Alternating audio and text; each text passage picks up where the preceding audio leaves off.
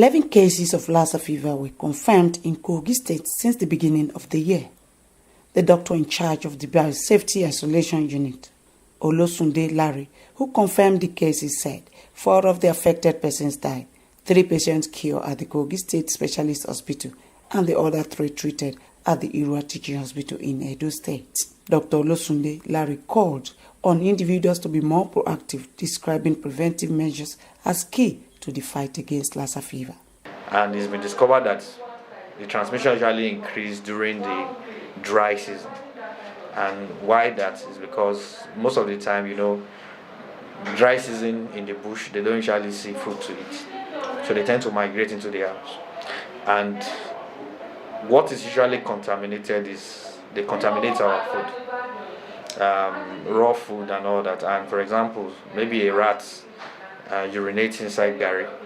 Naturally, you don't cook gari except you are doing a bar and all that. So if you soak it, there's no boiling, there's no heating. So somebody that drinks that now is likely to come down with Lassa fever if the rat is infected.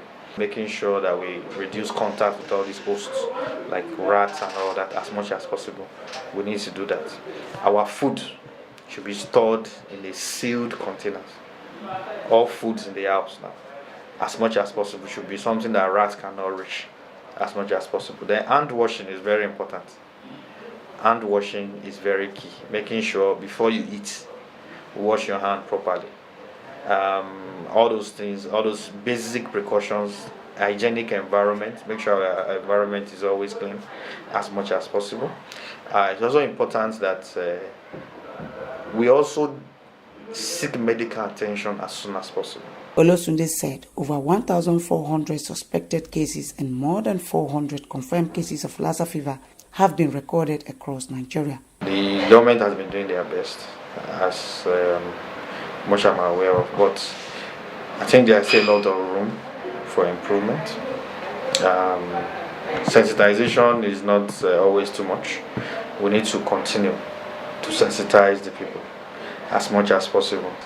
As we stand now, most health workers are not even on life insurance, both at the federal and the state level.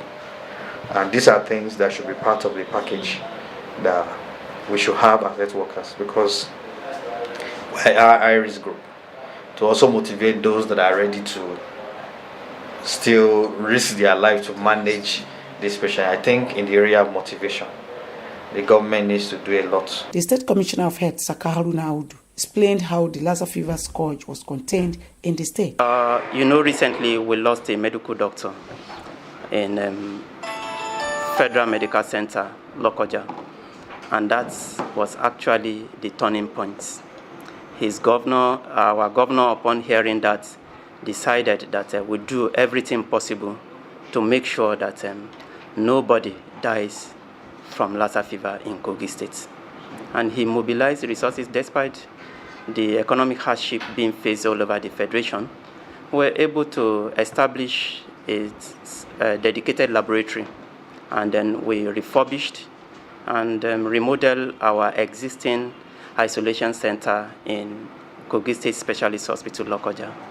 And since then, we have had 100% success rates, and we are still counting. The Commissioner expressed his support for calls for the continued motivation of medical staff who take risks to save lives, and said the awareness campaign on Lassa fever prevention, especially in the rural areas, is still on. We've been able to reach out to our local community, and the number has been on downward trend now.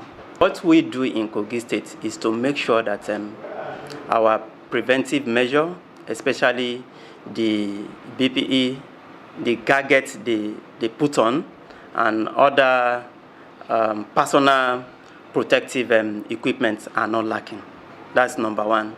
And we'll make sure also that the dedicated laboratory is up to the required standard in order to reduce the chances of these officers contacting the disease. We also pay them daily allowances, but I know it's not sufficient. I think the state government should work with the federal government such that this insurance policy could be implemented, because it will give them the hope that the government truly cares for them. and I think I will recommend that.